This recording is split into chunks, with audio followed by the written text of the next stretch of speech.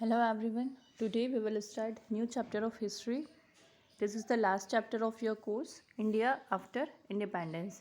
So previous chapter में हमने Indian national movements देखे थे कि कितने सारे मूवमेंट हुए, कैसे नेशनलिस्ट लीडर्स ने इंडियन सिटीजन्स ने कितना कुछ किया है इंडिया को फ्री कराने के लिए। और फ्रीडम मिलने के बाद फ्रीडम के साथ साथ पार्टीशन भी हुआ था इंडिया पाकिस्तान का। सो बहुत सारी सिचुएशंस क्रिटिकल भी थी। अब फ्रीडम मिल तो गई थी लेकिन बहुत सारी रिस्पॉन्सिबिलिटी भी थी फ्रीडम के साथ साथ इंडियन गवर्नमेंट के ऊपर कि उन्हें गवर्नमेंट बनानी है, इंडिया में पीस और स्टेबिलिटी लेकर आनी है, लॉज बनाने, बहुत सारे प्लान्स बनाने, कैसे इंडिया को एडमिनिस्टर करना है, उसे प्लान्स को एक्सिक्यूट करना है, कैसे इंडिया की ग्रोथ हो, डेवलपमेंट हो, यहाँ का मॉडर्नाइजेशन हो। सो बहुत सारी रिस्पॉन्सिबिलिटीज़ भी थी इंडियन गवर्नमेंट के ऊपर। So let's no more challenges of a new and divided India. अब न्यू और डिवाइडेड इंडिया हो चुका है तो क्या क्या चैलेंजेस लेकर आई फ्रीडम। जब अगस्त 1947 में इंडिया एक न्यू नेशन बन चुका था वर्ल्ड मैप के अंदर, उसकी अपनी गवर्नमेंट हो गई थी। सब गवर्नमेंट के ऊपर बहुत सारे चैलेंजेस आए कि उन्हें कैसे इंडिया को अच्छे से एडमिनिस्टर करना हो ताकि उसकी अच्छे से ग्रोथ हो, इंडिया डेवलप कंट्री बने और यहाँ का मॉडर्नाइजेशन भी हो। सो फर्स्ट और फॉरमोस्ट चैलेंज जो था इंडिया गवर्नमेंट के ऊपर वो था कम्युनल राइट्स को रोकना। जो उस समय दंगे हुए थे पार्टीशन के वक्त, उन दंगों को रोकना। 8 मिलियन पीपल इंडिया में आए क्योंकि पार्टीशन हुआ तो जो हिंदू थे वो इंडिया में रह गए, जो मुस्लिम थे उन्हें फोर्सफुली पाकिस्तान भेज दिया गया। तो पाकिस्तान वाले एरिया में भी जो हिंदू होंगे उन्हें भी फोर्सफुली इंडिया भेजा गया होगा। सो उन लोगों के लिए घर, उनका खाना पीना, उनके लिए जॉब्स, वो क्या काम करेंगे यहाँ कर, वो सब चीज़ों को भी देखना गवर्नमेंट की रिस्पॉन्सिबिलिटी थी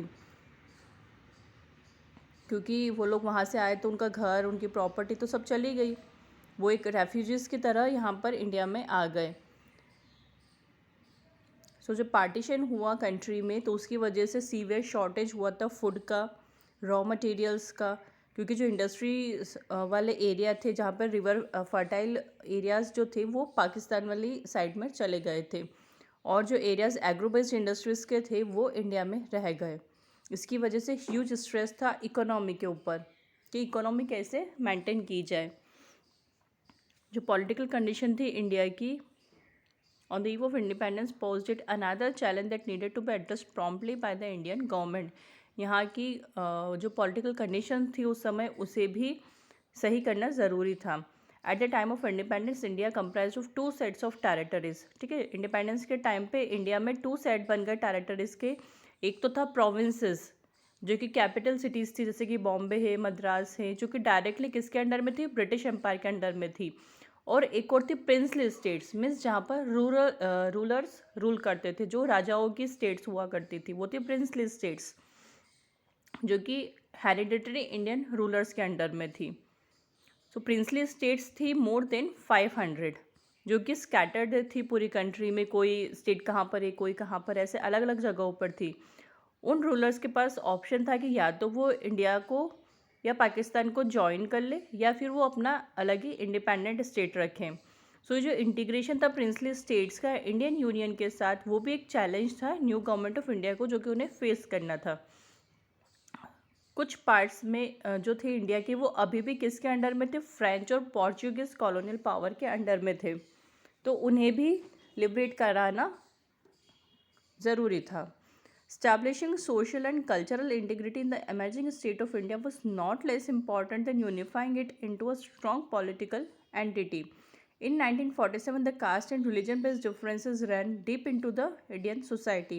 1947 में जो कास्ट और रिलीजन बेस्ड डिफरेंसेस थे वो बहुत ज़्यादा डीप हो गए थे इंडियन सोसाइटी के अंदर, क्योंकि उस समय हिंदू मुस्लिम को लेके दंगे हुए तो लोगों के मन में कास्ट और रिलीजन को लेके भेदभाव बहुत ज़्यादा बढ़ चुका था।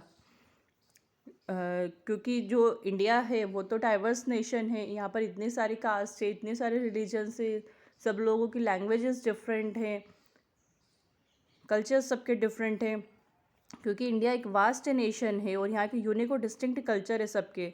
लोग अलग अलग तरह की भाषाएं बोलते हैं, कॉस्ट्यूम्स अलग अलग तरह के पहनते हैं, सबके ऑक्यूपेशंस डिफरेंट हैं और उनके कस्टम्स ट्रेडिशंस भी डिफरेंट हैं।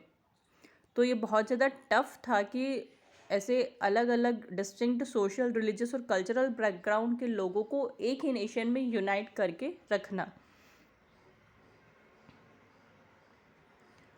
So government had to take initiatives to chalk out plans, policies and strategies to narrow the wide rift between different sections of India, which would have otherwise resulted in increased occurrences of violent and costly conflicts among them. So government के ऊपर बहुत ज़्यादा pressures था कि उन्हें ऐसे initiatives लेकर आने हैं जिसकी वजह से ऐसे प्लान्स उन्हें ऐसे पॉलिसी जैसे स्ट्रेटजीज उन्हें बनानी पड़ेगी जिसकी वजह से सभी लोग यूनाइट रह के रहें और ये जो रिफ्ट है लोगों के बीच में कास्ट को लेकर, रिलीजन को लेकर, ये हमेशा के लिए ख़त्म हो जाए और सब लोग एक साथ विदाउट वायलेंट साथ में रहें। किसी के बीच में किसी भी तरह का कॉन्फ्लिक्शंस नहीं होना चाहिए।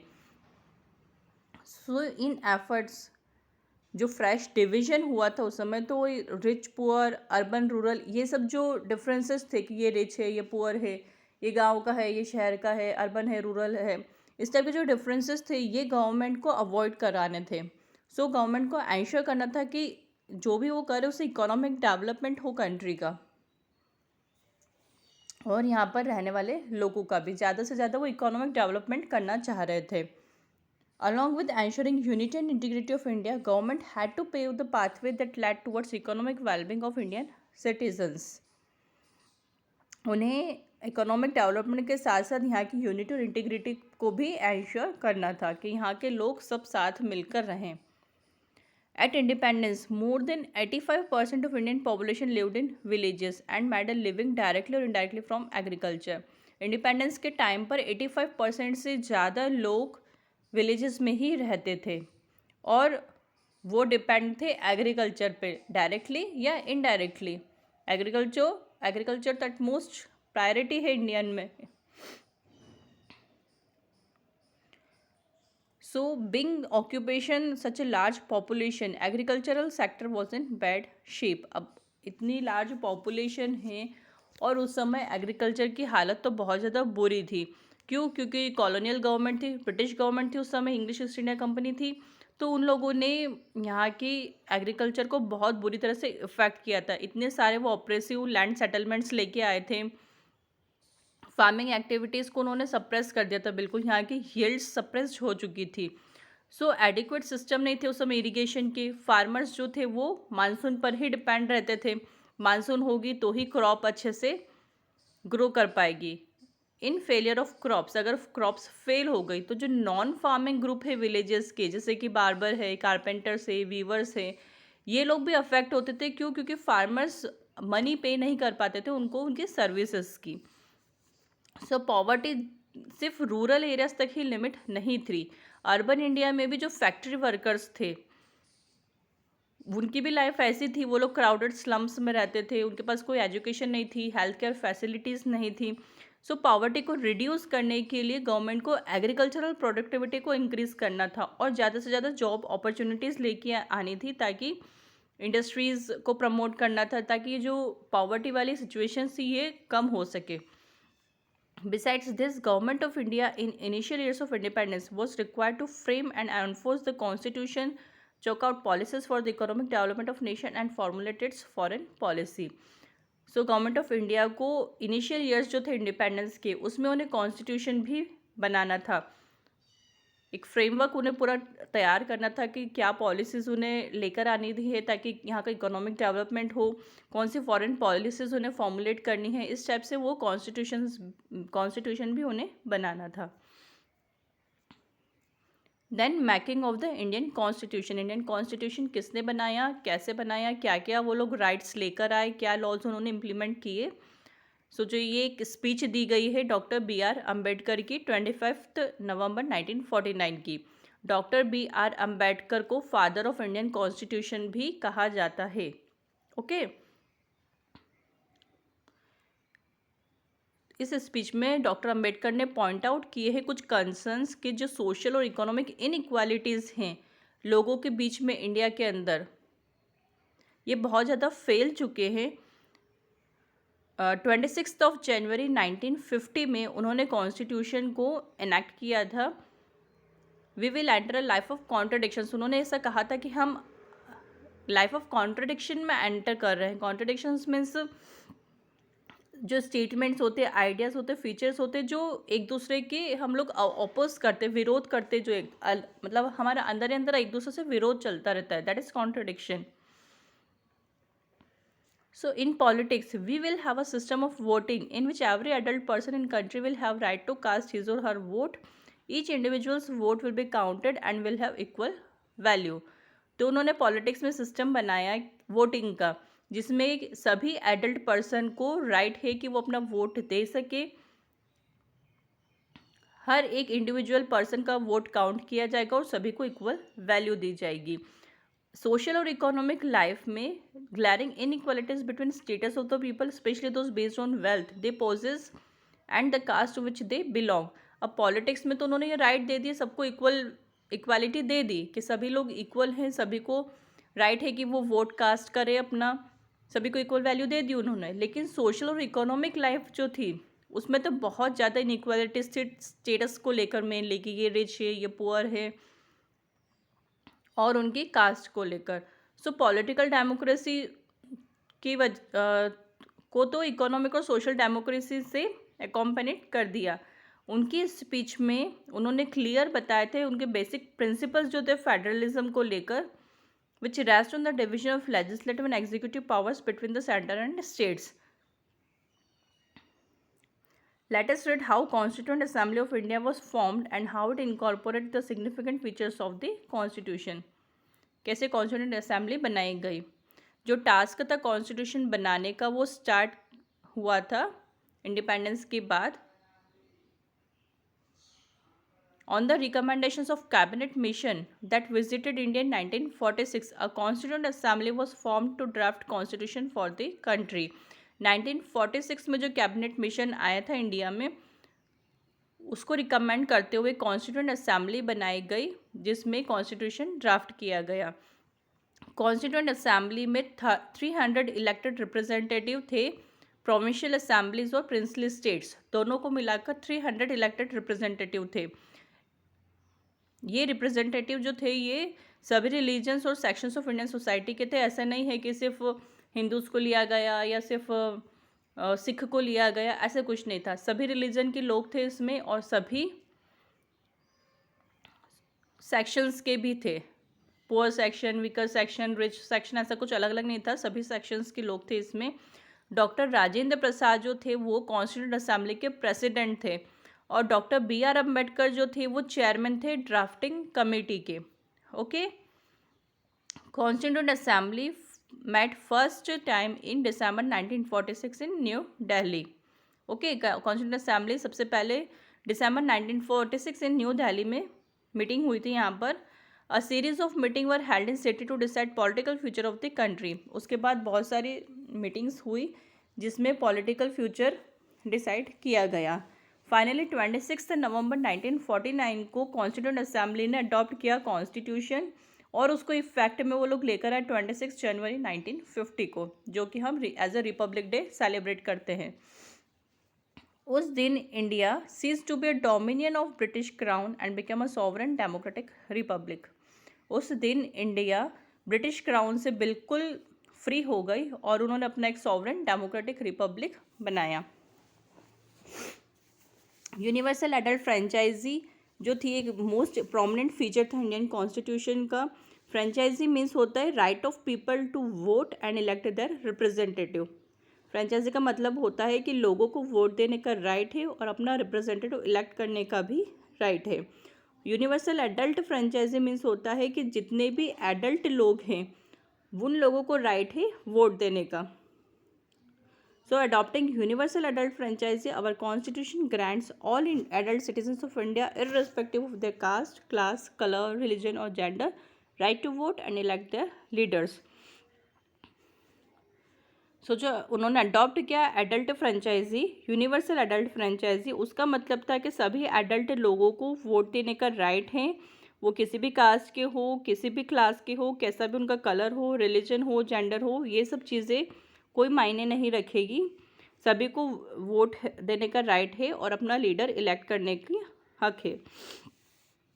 पहले मिनिमम एज जो थी फ्रेंचाइजी की वो थी 21 ईयर्स, जो कि अब कम करके 18 ईयर्स कर दी गई हैं।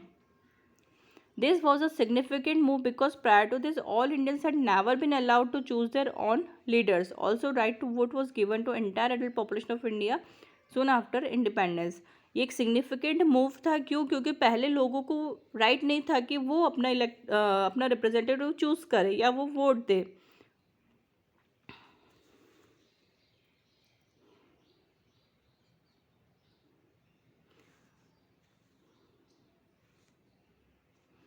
और ये सब उन्होंने उस चीज़ को देखकर किया कि जो सिटीजन थे एडवांस जो वेस्टर्न नेशन के, जैसे कि यूके, यूएसए, इन लोगों ने भी ये राइट टू वोट वाला फ्रेंचाइजी अडॉप्ट कर रखा था। उन्हें देखकर इंडिया ने भी ये स्टार्ट किया।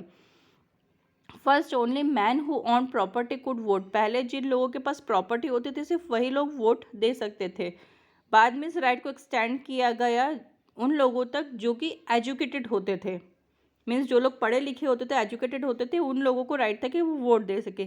बाद में working class man had to struggle for long to exercise franchise. बाद में जो वर्किंग क्लास मैन होते थे उन लोगों ने भी स्ट्रगल किया, उन लोगों को भी राइट मिला वोट देने का। Finally American and British women succeeded in obtaining their voting rights after fighting for years. Finally बाद में अमेरिकन और ब्रिटिश वुमेन जो होती थी उन लोगों ने भी फाइट किए अपने राइट्स के लिए और फिर उन्हें भी सक्सेस मिल गई कि वो लोग भी वोट दे सकते हैं। अनदर इम्पॉर्टेंट फीचर था कॉन्स्टिट्यूशन का राइट टू इक्वालिटी वाला। इसका मतलब है कि everyone must be treated equally under law. Means law में सभी लोगों को इक्वली ट्रीट किया जाएगा। उसमें भी कोई race, gender, national origin, colour, ethnicity, religion, disability या अदर कैरेक्टरिस्टिक्स कुछ भी नहीं देखा जाएगा। लॉ की नज़रों में सब लोग इक्वल होंगे। While seeking protection of law, no one is allowed a privileged treatment and none should be biased or discriminated against. Okay, किसी का भी लॉ को, सभी के लॉ प्रोटेक्ट रहेंगे, किसी को स्पेशल ट्रीटमेंट नहीं दिया जाएगा कि ये पॉलिटिक लीडर है, इवन वो प्राइम मिनिस्टर भी हो इंडिया का, प्रेसिडेंट भी हो इंडिया का, तो भी लॉ में सभी एक समान होते हैं। किसी भी तरह का बायस नहीं रहेगा। इंडियन कॉन्स्टिट्यूशन गारंटी देता है सभी सिटीजन्स को कि उनकी इक्वल राइट्स होंगे, अपॉर्चुनिटीज़ भी सबको इक्वल मिलेगी। गवर्नमेंट जॉब से, प्राइवेट सेक्टर से, सभी जगह सबको इक्वल अपॉर्चुनिटीज़ मिलेगी। This provision have been made keeping in mind the wide religious and cultural diversity and existence of unequal social economic classes in the country. ये provision बनाया इसीलिए गया था माइंड में रख के ये बात कि ये डाइवर्स कंट्री है इंडिया, यहाँ पर रिलीजियस कल्चरल डाइवर्सिटी बहुत ज़्यादा है, अनइक्वल सोशल और इकोनॉमिक क्लासेस भी बहुत ज़्यादा है। इन चीज़ों को ध्यान में रख के इक्वालिटी वाला लॉ लेकर आए थे। जो अनइक्वल सोशल और इकोनॉमिक स्ट्रक्चर है इंडियन सोसाइटी का, उसकी वजह से कॉन्स्टिट्यूशन मेकर्स ने स्पेशल प्रोविज़न लेके आए कि जो पुअरेस्ट और ऑप्रेस्ड सोशल क्लासेस है उन्हें भी कुछ स्पेशल राइट्स और प्रोविजंस दिए गए। जैसे कि जो प्रैक्टिस था अनटचेबिलिटी का, कि जो छुआछूत का रखते थे कि ये लोग कहीं टच नहीं कर सकते, ये लोग मंदिर में नहीं जा सकते हैं, वो चीज़ उन्होंने बंद करी, उसे एबॉलिश किया। और जो लोअर कास्ट थे, सो कॉल्ड लोअर कास्ट थे, या जो फॉर्मर अनटचेबल्स कहा जाता था, उन्हें टेम्पल में एंटर नहीं करने दिया जाता था, वो चीज़ रिमूव की। कुछ परसेंटेज गवर्नमेंट जॉब्स के सीट्स के लेजिस्लेचर में रिजर्व रहते थे उन लोगों के लिए जो कि लोअर कास्ट होते थे या आदिवासी होते थे, जिन्हें डिस्क्रिमिनेट किया जाता था, उन्हें मॉडर्न हेल्थ केयर एजुकेशन नहीं दी जाती थी। ये चीज़ भी कॉन्स्टिट्यूशन मेकर्स ने ध्यान में रखी और इस चीज़ को भी ठीक किया। जिन लोगों की लैंड्स फॉरेस्ट पावरफुल आउटसाइडर्स जैसे कि फॉरेस्ट कॉन्ट्रैक्टर्स होते थे, मनी लैंडर्स होते थे, उन लोगों ने छीन ली थी, तो वो प्रोविजन लेकर आए कि जो मेंबर्स होंगे कॉन्स्टिट्यूंट असेंबली के reached a common consensus on the issue of uplifting the derived and downtrodden of the society. The new privileges were granted to scheduled castes and scheduled tribes to make amendments for the injustice done onto them in the past. तो वो new privilege लेके आए जो कि इसमें उन्होंने scheduled caste और scheduled tribes के जो लोग होते थे उन्हें जिनके साथ कुछ इनजस्टिस होता था उनके लिए कुछ उन्होंने प्रिविलेजेस वो लोग लेकर आए। जो नेक्स्ट मेन फीचर है कॉन्स्टिट्यूशन का वो था फेडरलिज्म या system of government in which power is divided among central state and local governments. Next main feature था फेडरलिज्म का, जिसमें कि गवर्नमेंट को डिवाइड किया गया, जो गवर्नमेंट की पावर होती थी। अब एक अकेली गवर्नमेंट पूरा इतनी बड़ी वास्ट कंट्री हमारी अकेली तो नहीं संभाल सकती, तो उन्होंने उसको 3 प्रोविजंस में डिवाइड किया। एक हो गया सेंट्रल, एक हो गया स्टेट और एक हो गया local government. Indian constituent assembly में लॉन्ग डिस्कशंस लिए गए उस डिवीजन ऑफ पावर्स को, जिसमें कि सेंट्रल और स्टेट गवर्नमेंट के बीच डिवाइड की गई। जो मेंबर्स थे, जिनके पास ज़्यादा पावर थी सेंटर को लेकर स्टेट्स के बजाय, because they felt that only strong centre can work for the wellbeing of the country as a whole. कुछ लोगों ने इस बात को फेवर किया कि जो सेंटर के पास ज़्यादा पावर है स्टेट से, क्यों? क्योंकि वो लोग ऐसा फील करते थे कि स्ट्रॉन्ग सेंटर ही अच्छे से पूरी कंट्री के वेलबिंग के लिए काम कर सकता है। एक अनादर ग्रुप था मेंबर्स का जिन्होंने आर्ग्यू किया, उनका कहना था कि जो ग्रेटर ऑटोनॉमी है और जो फ्रीडम है प्रोविंसेस की, वो भी होना ज़रूरी है। कॉन्स्टिट्यूंट असेंबली ने एक बैलेंस बनाने के लिए जो 2 अलग अलग ग्रुप्स अपोज कर रहे थे एक दूसरे के आइडियाज़ को, तो उन्होंने डिवाइड कर दी पावर को सेंटर स्टेट के बीच में, जिसमें कि 3 लिस्ट बनी। एक बनी यूनियन लिस्ट, एक बनी स्टेट लिस्ट और तीसरी हो गई कॉन्करेंट लिस्ट। सो जो नेशनल इंपॉर्टेंस को लेकर जो सब्जेक्ट होता है, जैसे कि डिफेंस है, फॉरेन अफेयर्स है, टैक्स है, कम्युनिकेशन है, ये सारे काम किसके अंदर डाल दिए उन्होंने? यूनियन लिस्ट के अंदर। सेंट्रल गवर्नमेंट यूनियन लिस्ट के अंदर डाल दिए, जिसमें सिर्फ सेंट्रल गवर्नमेंट लेजिस्लेट करेगी। दूसरी तरफ जो सब्जेक्ट थे रीजनल और लोकल इंपॉर्टेंस को लेकर, जैसे कि एग्रीकल्चर है, हेल्थ है, ये सब इंक्लूड किए स्टेट लिस्ट के अंदर, जिसे ओनली स्टेट गवर्नमेंट लेजिस्लेट करेगी। सारी पावर स्टेट गवर्नमेंट के अंदर होगी। और तीसरा है कॉन्करेंट लिस्ट, इसमें आएंगे सब्जेक्ट फॉरेस्ट और एग्रीकल्चर को लेके। इन सब्जेक्ट में म्यूचुअल इंपॉर्टेंस रहेगी सेंटर और स्टेट दोनों की, और दोनों मिलकर इनके लिए लॉज बनाएंगे। In case of a conflict between centre and state, central law prevails. अगर कोई कॉन्फ्लिक्शंस आए सेंट्रल और स्टेट गवर्नमेंट के बीच में, तो फिर सेंट्रल लॉ प्रिवेल होगा। The residuary subject that is the power which are not mentioned in any of the 3 list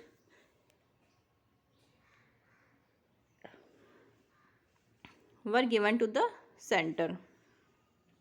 कुछ और बचे हुए जो सब्जेक्ट्स है जो कि इन पावर में मेंशन नहीं किए गए हैं इन तीनों लिस्ट में, तो उसकी पावर रहेगी सेंटर के पास। The question of choosing one language is India's official language started a major debate in the constituent assembly. अब इंडिया की ऑफिशियल लैंग्वेज कौन सी रहेगी, इसके ऊपर भी मेजर डिबेट हुआ कॉन्स्टिट्यूंट असेंबली के अंदर। बहुत सारे लोगों ने प्रपोज किया कि अब ब्रिटिश रूल इंडिया में ख़त्म हो चुका है, तो इंग्लिश लैंग्वेज को रिप्लेस की जाए हिंदी से। कुछ लोगों ने प्रपोजल को अपोज किया, और कुछ मेंबर्स जो थे असेंबली के, उन्हें ऐसा फील हुआ कि हिंदी इम्पोज करना, जिन लोगों को हिंदी नहीं बोलना नहीं आती है, जो नॉन हिंदी स्पीकिंग पॉपुलेशन है, उनके साथ अनफेयर होगा। So it will deem their education employment opportunities. इसकी वजह से उनकी एजुकेशन, उनकी जो एम्प्लॉयमेंट अपॉर्चुनिटीज़ है वो अफेक्ट होगी, क्योंकि इंडिया में बहुत सारी डिफरेंट लैंग्वेजेस बोलने वाले लोग थे, तो बहुत सारे ऐसे भी थे जिन्हें हिंदी नहीं बोलनी आती थी, तो उन लोगों के ऊपर हम हिंदी लैंग्वेज इम्पोज करते, वो भी उनके साथ अनफेयर होगा। तो फिर जब इस डिबेट हुआ इतना उस इशू को लेकर कॉन्स्टिट्यूंट असेंबली के अंदर, T Krishnamachari conveyed a warning on behalf of people of the south, some of who want separation from India if Hindi was imposed on them. तो टी कृष्णमाचारी ने कन्वे किया मैसेज कि ये एक वार्निंग है साउथ के पीपल के बिहाफ में, कि अगर आपने उनके ऊपर हिंदी इम्पोज की तो फिर उन्हें भी इंडिया से सेपरेशन चाहिए, क्योंकि साउथ के लोगों को हिंदी बोलना नहीं आती है। तो उन लोगों ने उनके बिहाफ में ऐसा मैसेज कन्वे किया कि अगर आप हिंदी इम्पोज करेंगे तो फिर हमें भी इंडिया से सेपरेशन चाहिए। अल्टीमेटली कॉन्स्टिट्यूंट असेंबली ने कॉम्प्रोमाइज़ किया कि Hindi in Devanagari script would be the official language of union of India. उन्होंने इस डिसीजन पे पहुँचे वो लोग कि हिंदी जो है वो देवनागरी स्क्रिप्ट में ऑफिशियल लैंग्वेज होगी इंडिया की, that is the central government. और इंग्लिश जो है वो ऑफिशियल सब लैंग्वेज होगी इंडिया की for a period of next 15 years, that is 26 जनवरी 1965 तक इंडिया इंग्लिश को सब लैंग्वेज बना दिया गया। However, the limit could be further extended by Parliament. Under this arrangement, English along with Hindi could be used for official purposes in the courts, services and communications between one state and another. Okay ये जो limit दी गई थी 15 years की, ये बाद में parliament के द्वारा एक्सटेंड भी की जा सकती है। इस अरेंजमेंट के बाद इंग्लिश और हिंदी दोनों ही ऑफिशियल लैंग्वेज यूज़ की जाने लगी कोर्ट्स में, सर्विसेज में और कम्युनिकेशन में, जो कि एक स्टेट से दूसरे स्टेट के साथ कम्युनिकेट करना रहता था तब। ओके।